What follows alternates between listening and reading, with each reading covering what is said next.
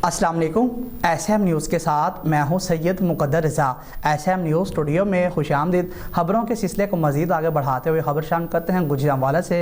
गुजरांवाला में जैली पीर के कहने पर हकीकी चाचा ने भतीजी को तेज़ धार छुरी से ज़िबा कर दिया।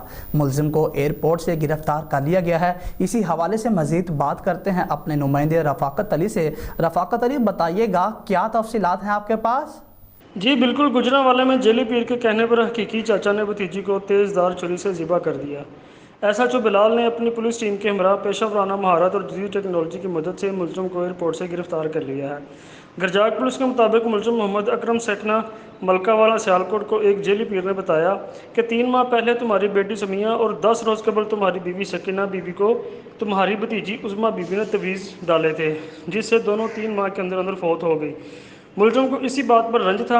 मुलज़िम कत्ल करके सीधा एयरपोर्ट सियालकोट चला गया, जहां से इसको गिरफ़्तार कर लिया गया है। इसमें कातिल है उसका ये मौक़िफ़ है कि मेरी बीवी और मेरी बेटी जो है वो कुछ अर्सा पहले फ़ौत हुई हैं, तो उज़मा बीबी ने कोई तवीज़ वगैरह करवाए हैं। जहालत है, बेसिकली कम इल्मी है।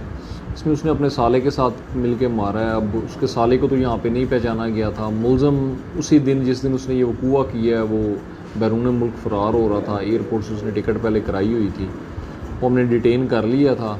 दूसरा मुलज़िम है वो क्योंकि नामालूम था, वो उसके इंकशाफ पे हमने पकड़ के शनाख्त परेड पे भेजा हुआ है। उसकी भी शनाख्त परेड मुकम्मल हो चुकी है, वो भी इंशाल्लाह जुडिशल हो जाएगा और चलान होगा। पुलिस ने मकतूला के खामंद मोहम्मद शहजाद की मदियत में मुकदमा दर्ज कर लिया है।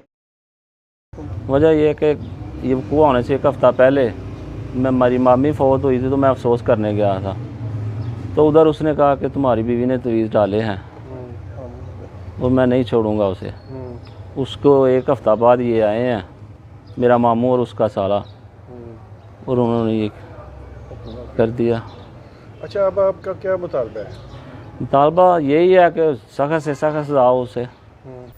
बहुत शुक्रिया रफ़ाकत अली तफसीलात से आगाह करने के लिए। अब तक के लिए इतना ही। मज़ीद खबरों के लिए देखते रहिए SM न्यूज़।